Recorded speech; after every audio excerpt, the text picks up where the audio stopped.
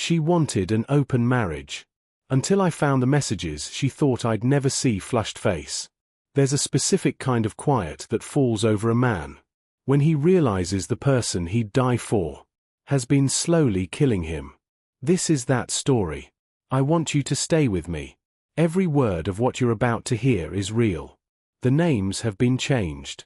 But the pain, the betrayal, the gut punch ending that no one saw coming, that part is 100% true. My name is Daniel. And for 6 years, I was married to the most beautiful liar I have ever known. Meet Daniel and Serena. Let me paint you a picture. The year was 2017. I was 31 years old, working as a senior architect at a firm in downtown Chicago. The kind of job that looks impressive on paper but quietly devours you from the inside. I was disciplined, methodical. I built my life the same way I built blueprints, every detail calculated, every wall load-bearing, every foundation checked twice. And then I met Serena. Serena Rodriguez walked into a friend's rooftop party in June of that year like she owned the Chicago skyline. Dark hair, sharp eyes, a laugh that could rearrange your whole sense of priorities. She was a freelance photographer, creative, chaotic, and allergic to anything she called conventional. I should have listened more carefully to that word. Conventional. We talked for 6 hours that night. Everyone else went home. We stayed on that rooftop until the city went purple with dawn. She told me about her art, her travels, a summer she'd spent in Portugal shooting wedding portraits.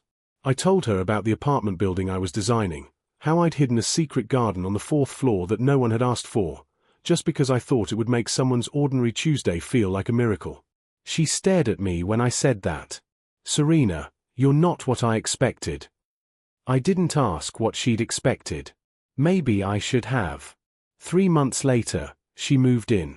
14 months after that, I proposed on the same rooftop where we'd met. She cried. I cried. Our friends cheered. Her mother flew in from Miami and called me the son she'd always wanted. We got married on a rainy October Saturday. She wore ivory. I wore grey. We danced to a Nat King Cole song she said she'd always imagined her wedding to. It was, by every visible measure, perfect. But here's the thing about perfection. It's usually a very well-decorated lie. The first 2 years, paradise with hairline cracks. Our first 2 years of marriage were genuinely good. I want to be honest about that, because this story isn't about a marriage that was doomed from day one. It's about a marriage that was slowly, deliberately sabotaged by one person who decided her own comfort was worth more than the vows she swore before God and 47 witnesses. We had a routine. Weekend farmers markets. Cooking competitions in our kitchen where neither of us followed a recipe. Road trips where she photographed everything and I drove in silence, just happy to be near her energy. We disagreed, of course. Every couple does. Serena was restless in ways I wasn't. She got bored easily. She craved novelty the way some people crave oxygen. She'd rotate her entire wardrobe every season, redecorate rooms on impulse, pick up hobbies like guitar or ceramics, obsess over them for 3 months, then abandon them without a word. I noticed but said nothing. I thought it was creativity. I thought it was passion. I didn't realize the restlessness had a direction. It was pointed at us. The development, when the walls start to shift. The conversation that changed everything. It was a Tuesday night in March. Year 3 of our marriage. We'd had a quiet dinner. Nothing unusual. And then, as I was loading the dishwasher, Serena sat down at the kitchen island with this very deliberate stillness. That stillness. I know it now for what it was, rehearsed calm. The kind people perform when they've already decided something and just need to deliver the news. Serena, I've been doing a lot of reading lately. About relationships. About different relationship models. I turned from the sink. Looked at her. Daniel, okay. What kind of models? Serena, about ethical non-monogamy. Open relationships. The idea that 2 people can love each other fully and still explore connections with other people. The dishwasher hummed. A car passed outside. I felt something cold and precise move through my chest, the way a surgical blade moves, clean, and devastating only after the anesthesia wears off. Daniel, are you unhappy with me? Serena, no. That's the point. I love you completely. This isn't about being unhappy. It's about being honest about human nature. About growth. We've been together almost 5 years. I wonder if we've limited ourselves unnecessarily. I remember setting down the dish towel very carefully, folding it, setting it on the counter, buying myself 4 seconds to think. Daniel, have you been with someone else? Serena, no. Of course not. I would never do that without talking to you first. This is a conversation, Daniel, not a confession. I believed her. Of course I believed her. Because that's what you do when you trust someone completely. You take their words at face value. You assume the architecture is sound. You don't check the foundation. Not yet. 3 months of negotiation, and a devastating yes. We talked about it for months. Long conversations. Tense conversations. Quiet ones at 2 a.m. when neither of us could sleep. She sent me articles. Books. She suggested we see a therapist, a couples therapist who specialized in, and I quote, alternative relationship structures. I want to be honest with you here, because I think it matters. I was not okay with it. Not at first. My gut screamed. My instincts, the same ones that had kept me safe my entire life, screamed louder. But Serena had an answer for every doubt. She was patient, passionate, relentless. She didn't pressure me. She educated me. She reframed everything I felt as insecurity, as conditioning, as the patriarchal narrative of ownership. And here's the part that breaks my heart when I look back. I loved her so much that I was willing to break myself to keep her. So I said yes. With conditions. Rules we both agreed to. There would be full transparency. No one from our mutual social circles. No feelings, strictly physical. We would tell each other everything. We would check in weekly. The moment either of us felt uncomfortable, it stopped. Immediately. No questions. Serena, thank you, Daniel. I know this isn't easy. But I promise you, this is going to make us stronger. You're going to see. She was right about one thing. I was going to see. Just not what she promised. The betrayal reveal. The architecture of deception. The open relationship began in May. Serena went on 2 dates that first month. She told me about them both, briefly, clinically, the way you'd report a business lunch. I told her about the woman I'd met once for dinner, a colleague of a colleague, who I ended things with after 1 date because I realized I had no interest in anyone who wasn't my wife. The arrangement made me miserable. But I buried it. Because Serena seemed happier, lighter, more engaged at home, more affectionate. And for a few weeks, I told myself the trade-off was worth it. Then summer came. And Serena started spending more time with a man named Marco. Marco was a graphic designer she'd met at a creative networking event. 34 years old. Charming, according to Serena's description. Very intellectual. Great energy. She mentioned him casually at first, the way you mention the weather. But the name started appearing more often. Marco said this. Marco recommended this restaurant. Marco has the most interesting perspective on creative identity. And then one day, she stopped mentioning him at all. That's when I should have known. When someone disappears from conversation, it's not because they've become less important. It's because they've become too important to risk. The messages. It was a Wednesday in September. Serena was in the shower. Her phone was on the kitchen counter. It buzzed. I wasn't snooping. I want to be clear about that. I walked past it to get my coffee. The screen lit up. And the name I saw wasn't Marco. It was a name I knew. My best friend, James. James Whitfield. My best friend for 17 years. The best man at my wedding. The man who gave a speech that made my mother cry. The man I'd called 3 days earlier, sobbing, to tell how much the open relationship was destroying me. The preview on her screen read, "He has no idea, right? We need to be more careful." Last night was. My coffee cup was still in my hand. The shower was still running.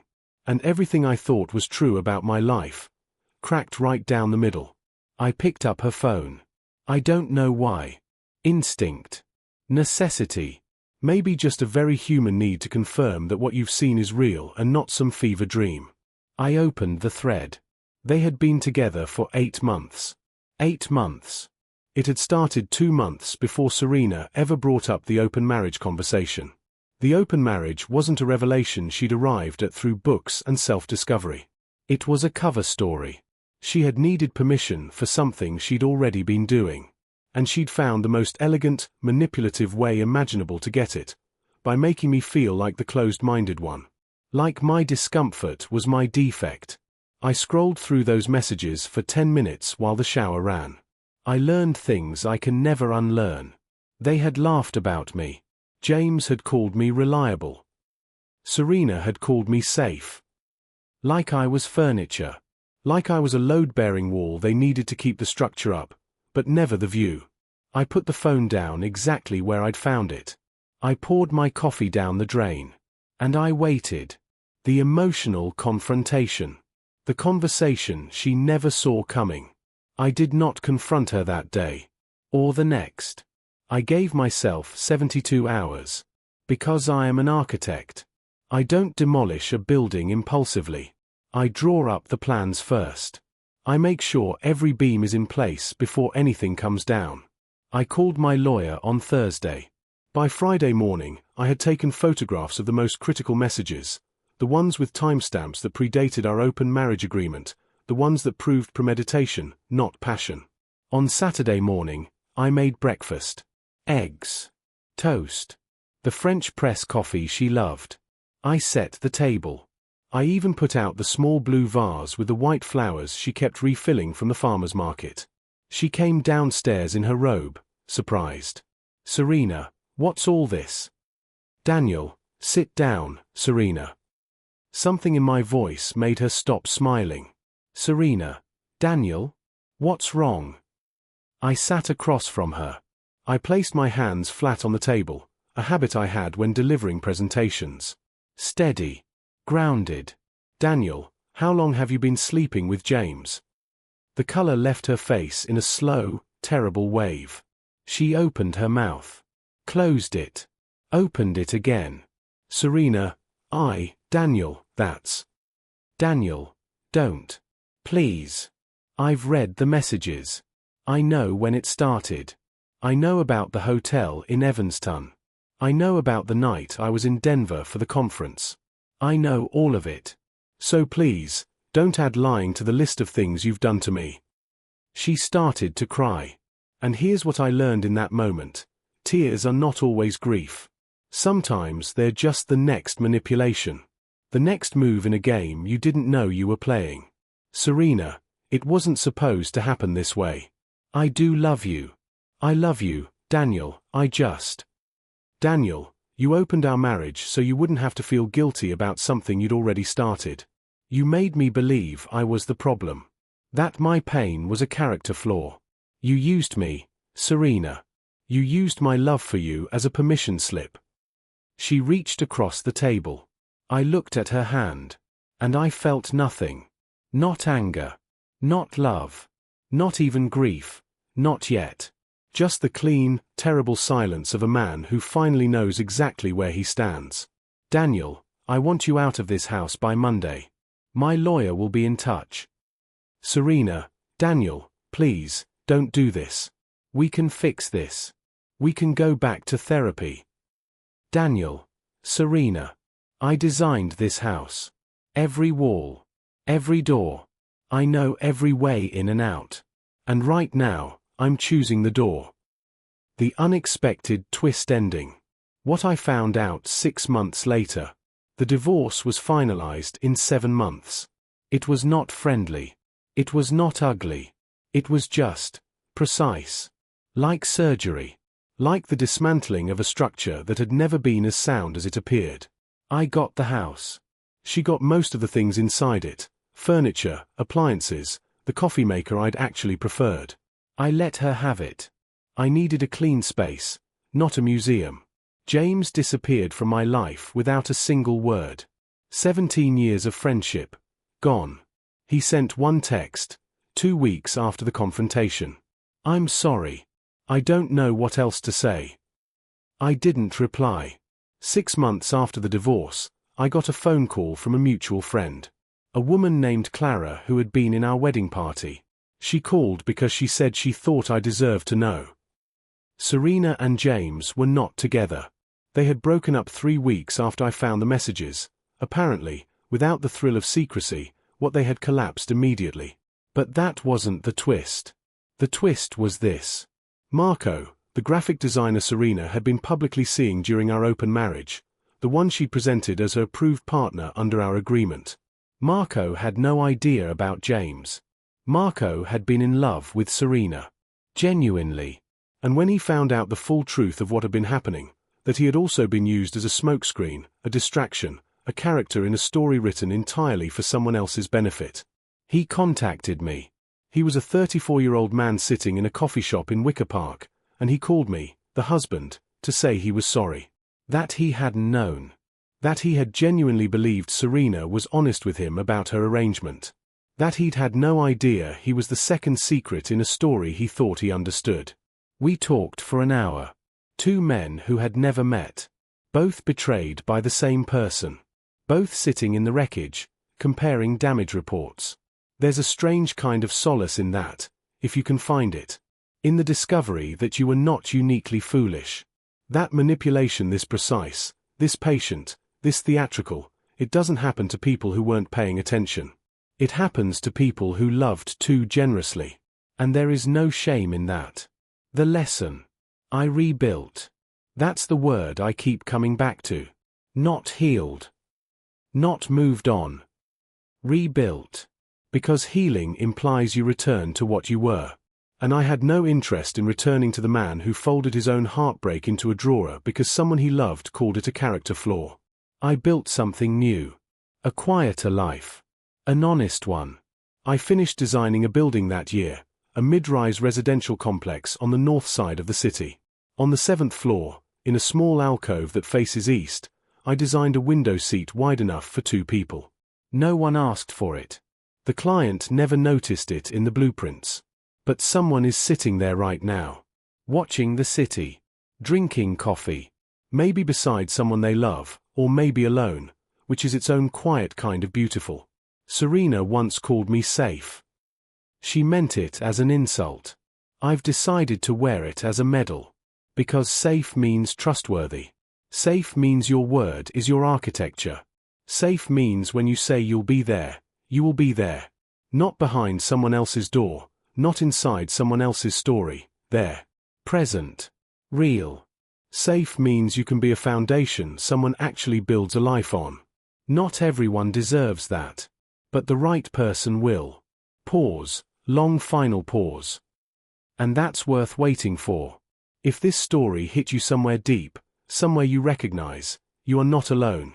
Toxic love doesn't always look like shouting and slammed doors. Sometimes it looks like dinner and carefully folded dish towels and a woman who makes you believe your pain is your weakness. If you're carrying something heavy right now, I see you. Drop your story in the comments. We read every single one on this channel. Subscribe if you're new here. Every week, we sit with the stories nobody tells out loud. And if you know someone who needs to hear this, someone who's been gaslit into thinking their love was the problem, share this with them. Be the mirror they need right now. I'll see you next time. Stay honest. Stay whole. And never mistake someone's comfort for your worth.